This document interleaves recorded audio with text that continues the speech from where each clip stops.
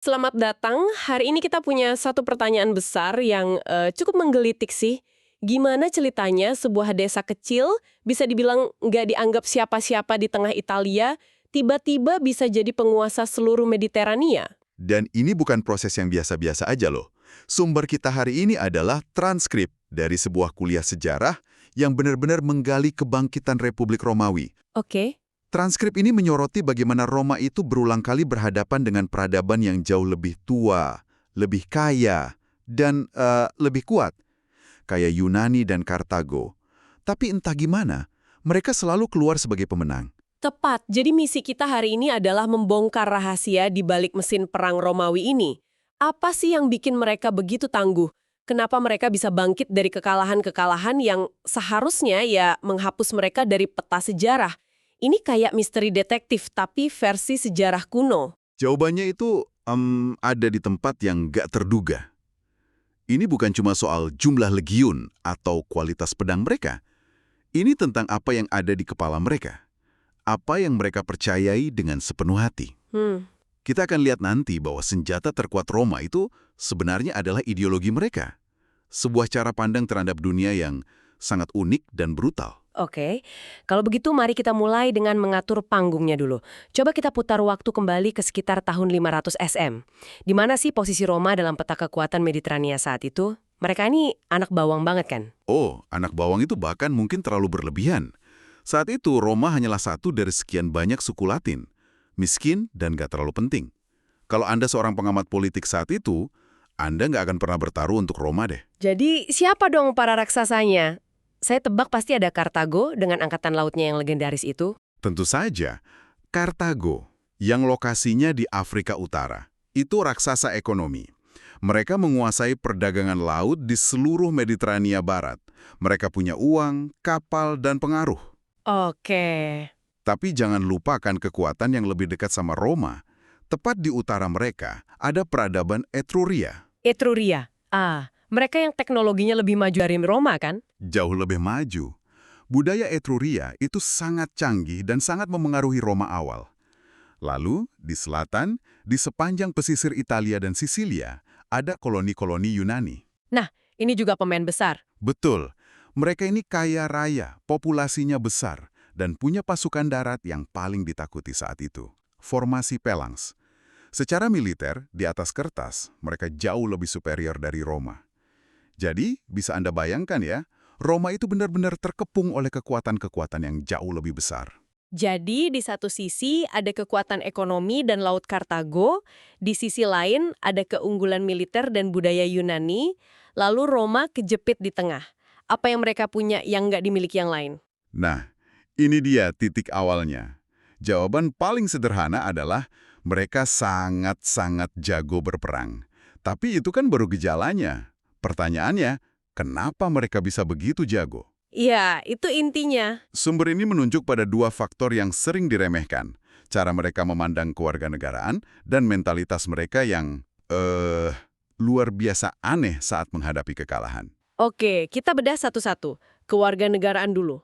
Gini, negara kota Yunani kayak Athena atau Sparta itu sangat eksklusif. Anda harus lahir di sana untuk bisa jadi warga negara. Begitu juga Kartago. Mereka protektif banget sama status itu. Roma justru sebaliknya. Maksudnya mereka lebih terbuka gitu? Jauh lebih terbuka.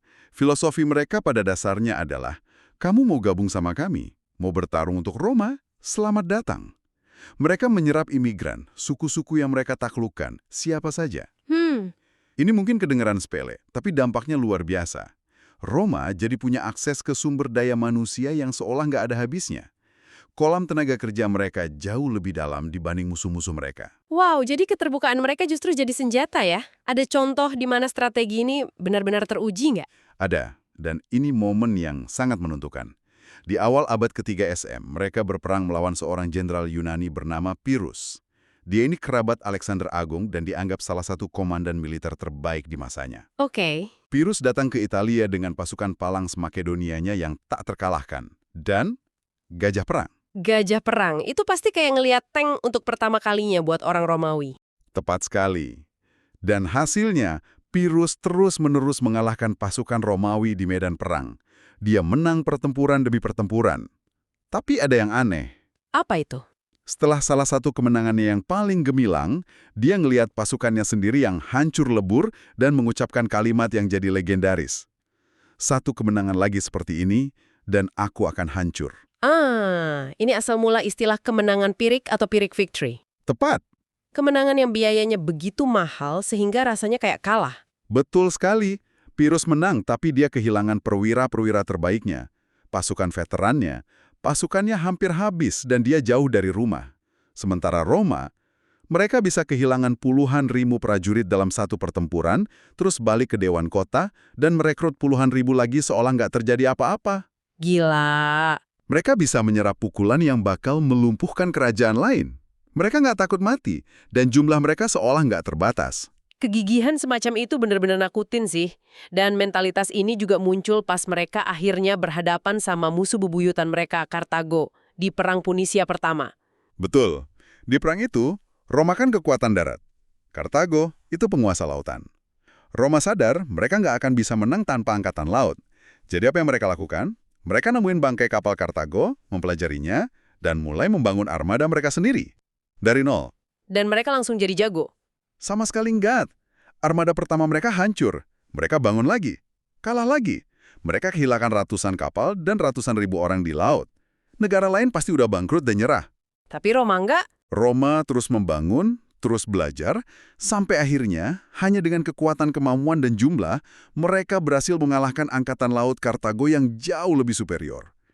Tapi ujian terberat mereka belum datang. Setelah itu, muncul seorang pria yang hampir menghancurkan segalanya, Hannibal Barca. Hannibal itu seorang jenius strategis. Dia memahami sesuatu yang fundamental tentang Roma. Mereka itu predator. Maksudnya, Mereka kekuatan ekspansionis yang gak akan pernah berhenti. Buat Hannibal, perdamaian dengan Roma itu cuma jeda sebelum perang berikutnya. Jadi dia memutuskan satu-satunya cara menyelamatkan Kartago adalah dengan menyerang Roma duluan. Di kandang mereka sendiri. tapi bukannya para petinggi di Kartago sebenarnya nggak terlalu dukung rencana Hannibal ya? Saya baca kalau mereka ini kan para pedagang. Dan perang itu buruk buat bisnis. Sangat benar. Para elit di Kartago lebih peduli soal keuntungan daripada ekspansi militer. Tapi Hannibal itu cerdik. Dia gubernur di Spanyol yang kaya akan tambang perak. Oke. Dia pakai kekayaan itu untuk membangun pasukannya sendiri, sebuah tentara swasta yang sangat loyal sama dia. Uang itu juga dia pakai buat nyuap para politisi di Kartago biar nggak gangguin dia. Jadi dia bergerak sendiri. Terus dia melakukan hal yang gila itu, menyeberangi pegunungan Alpen. Bukan sekedar menyeberangi Alpen, tapi di musim dingin. Iya, itu gilanya. Dengan puluhan ribu tentara, dan yang paling terkenal, gajah-gajah perangnya. Itu adalah manuver yang dianggap mustahil. Ketika dia tiba-tiba muncul di Italia Utara, itu kayak pukulan telak buat Roma. Mereka benar-benar kaget. Kalau saya jadi senator Roma waktu itu dan dengar kabar Hannibal muncul di halaman belakang rumah dengan gajah perang, saya mungkin bakal panik. Tapi mereka nggak gitu ya. Apa reaksi pertama mereka? Reaksi mereka itu khas Roma banget. Kaget, tapi nggak takut. Mereka itu mesin perang. Solusi mereka untuk setiap masalah adalah kekuatan yang lebih besar. Oke. Mereka mikir, oke, si Hannibal ini jenius. Tapi dia cuma punya 40.000 tentara. Kita akan kumpulkan pasukan terbesar dalam sejarah dunia saat itu. Dan itulah yang mereka lakukan. Mereka ngumpulin 80.000 legiun, 2 kali lipat jumlah pasukan Hannibal, dan berbaris untuk menghancurkannya di sebuah tempat bernama Cannae. Strateginya sederhana, hantam dengan kekuatan penuh. Tapi yang terjadi di Cannae pada tahun 216 SM adalah salah satu bencana militer paling cerdik dan mengerikan dalam sejarah. Hannibal sang jenius melawan kekuatan brutal Roma, dan kejeniusan menang telak hari itu. Gimana caranya? Dia milih medan pertempuran dengan cermat. Sebuah lembah sempit yang maksa pasukan Roma yang raksasa itu buat maju dalam barisan yang padat dan sempit, bukan melebar. Ini membatasi keunggulan jumlah mereka. Saya pernah dengar dia juga ngatur pasukannya dengan formasi yang aneh, kayak bulan sabit yang melengkung ke dalam gitu ya. Betul.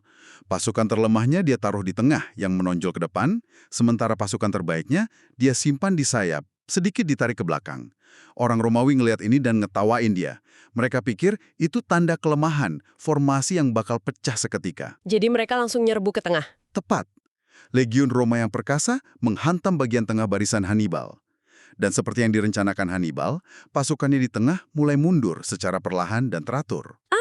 Jebakan. Orang Romawi ngerasa menang, terus maju lebih dalam lagi, ngejar musuh yang seolah-olah lari. Tanpa mereka sadari, mereka lagi jalan masuk ke dalam sebuah kantong. Mereka dijebak. Sempurna. Saat sebagian besar pasukan Roma udah ada di dalam kantong, kavaleri Hannibal yang superior di kedua sayap menghancurkan kavaleri Roma yang lebih lemah, lalu berputar dan nyerang bagian belakang barisan legion. Wow. Manuver ini dikenal sebagai pengepungan ganda. Dalam sekejap, 80.000 tentara Romawi yang perkasa terkepung dari segala arah. Terperangkap. Hasilnya? Pembantaian total. Sumber-sumber kuno nyebutin hampir 70.000 tentara Romawi tewas dalam satu sore. 70.000. Gila. Untuk ngasih Anda gambaran, itu 20% dari seluruh populasi pria dewasa di Republik Romawi saat itu. Sepertiga dari senat mereka tewas di medan perang itu. Sebagai perbandingan, Jerman nyerah di Perang Dunia I setelah kehilangan sekitar 10-15% populasi pria dewasanya. Ini yang nggak masuk akal buat saya. Kehilangan 20% populasi pria dewasa dalam satu hari. Negara manapun di dunia bakal langsung angkat bendera putih. Selesai, perang berakhir. Hannibal bahkan nawarin syarat damai. Tapi Roma justru bilang, lagi, gimana bisa? Apa sih yang mereka punya yang nggak dimiliki bangsa lain? Nah, disinilah kita sampai pada inti misterinya. Di titik terendah inilah, di saat semua harapan seharusnya sirna, kita justru nemuin rahasia terbesar Roma. Untuk memahaminya, kita harus mengesampingkan metrik militer biasa, jumlah pasukan, teknologi, uang. Oke. Karena kalau itu yang tidak penting, Kartago atau Yunani yang seharusnya dominan, sumber ini menyajikan model yang beda. Kekuatan militer sejati itu lahir dari 3 hal, kohesi, disiplin, dan pengabdian. Dan ketiga pilar ini dibangun di atas fondasi sistem nilai sebuah peradaban. Oke, jadi ini bukan lagi soal perang fisik, tapi perang ideologi. Coba kita bandingkan, apa sistem nilai yang dipegang musuh-musuh Roma? Misalnya Yunani deh. Orang Yunani itu sangat menghargai arete atau keunggulan pribadi. Jadi yang terbaik, terpintar, terkuat. Mereka juga menghargai kebebasan berpendapat dan eudaimonia, yaitu pengembangan diri atau kebahagiaan personal. Kedengarannya bagus. Hasilnya, peradaban yang luar biasa kreatif, inovatif, dan intelektual, tapi juga sangat individualistis. Kota-kota Yunani lebih sering perang satu sama lain daripada bersatu. Mereka sulit sekali membangun kohesi jangka panjang. Oke, jadi orang Yunani itu individualis. Gimana dengan Kartago? Menurut sumber-sumber Romawi dan Yunani, Kartago itu peradaban pedagang. Nilai tertinggi mereka adalah keuntungan. Keberuntungan, kekayaan pribadi, dan laba. Profit. Betul, ini bikin mereka sangat kaya, cerdas dalam bisnis, dan pragmatis. Tapi ini juga jadi kelemahan mereka. Fokus jangka pendek pada keuntungan bikin mereka terpecah belah. Dewan di Kartago bahkan nggak sepenuhnya dukung Hannibal. Mereka ngelihat kesuksesannya sebagai ancaman buat kekuasaan dan bisnis mereka. Mereka nggak mau mengorbankan keuntungan hari ini buat kemenangan di masa depan. Jadi kalau saya rangkum, orang Yunani individualis, orang Kartago fokus ke profit, tapi orang Roma Mereka beda. sangat-sangat berbeda. Nilai-nilai mereka bisa diringkas dalam 3 kata Latin. Pertama, pietas. Ini sering diterjemahkan sebagai kesalehan, tapi lebih akurat diartikan sebagai kewajiban. Kewajiban. Kewajiban mutlak. Kepada para dewa, kepada kota Roma, dan kepada ayahmu atau kepala keluarga. Oke, lalu yang kedua adalah libertas, kebebasan. Ya, tapi ini bagian yang krusial. Libertas bagi Roma itu bukan kayak kebebasan yang kita pahami sekarang. Bukan saya bebas melakukan apa saja yang saya mau. Terus? Bagi mereka, libertas adalah kebebasan dari tirani dan perbudakan. Sebuah kebebasan kolektif yang hanya bisa dicapai dengan tunduk pada hukum, menghormati institusi, dan menjaga tradisi Roma. Jadi, Anda bebas karena Anda patuh pada aturan main bersama. Itu pemahaman yang sangat berbeda. Lalu yang ketiga? Yang ketiga, dan mungkin yang paling penting, adalah res publica. Secara harfiah artinya urusan publik, tapi maknanya adalah kebajikan untuk publik atau negara. Bagi orang Romawi, tujuan tertinggi dalam hidup, kehormatan terbesar adalah mengabdi pada republik, membuatnya lebih agung, lebih kuat, dan abadi.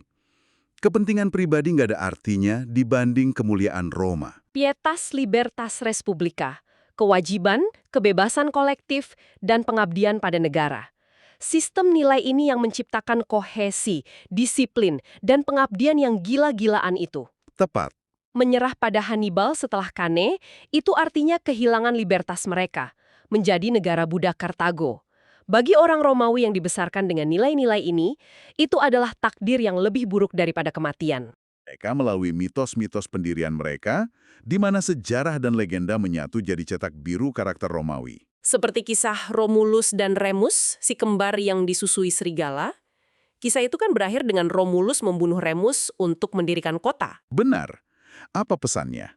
Kekerasan bahkan pembunuhan saudara terkadang diperlukan demi takdir yang lebih agung, demi Roma.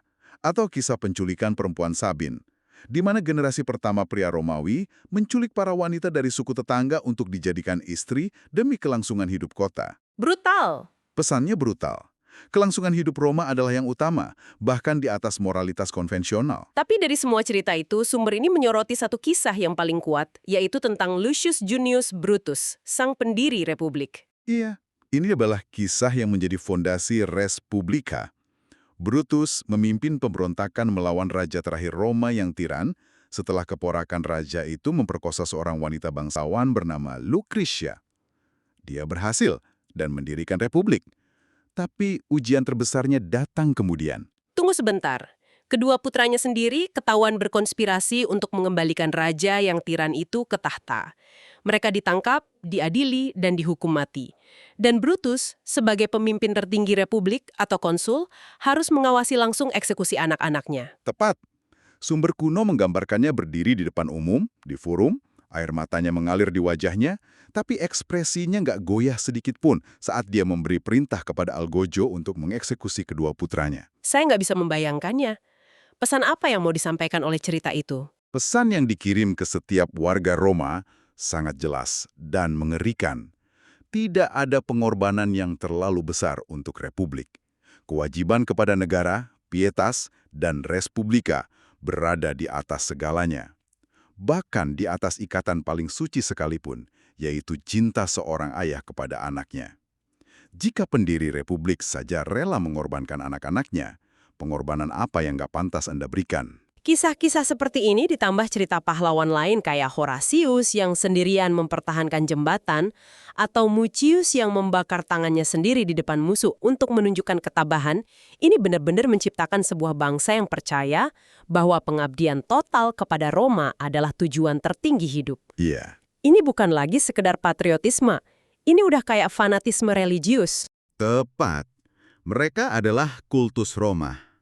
Jadi, kalau kita kembali ke pertanyaan awal, kemenangan Roma bukanlah kemenangan legiun atau taktik semata. Itu adalah kemenangan sebuah sistem nilai. Identitas mereka yang ditempa oleh mitos-mitos brutal dan heroik ini menciptakan masyarakat dengan pengabdian fanatik kepada negara. Dan pengabdian inilah yang membuat mereka mampu berdiri lagi setelah bencana sebesar Cannae.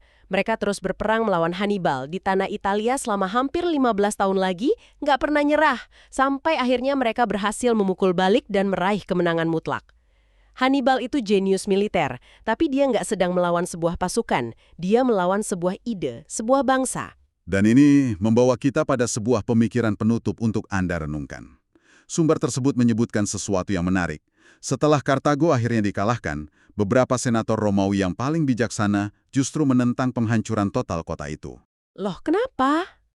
Alasan mereka, tanpa musuh yang kuat dan berbahaya untuk mengancam eksistensi mereka, karakter bangsa Romawi akan berubah. Mereka takut Roma akan menjadi lunak, korup, dan kehilangan pietasnya.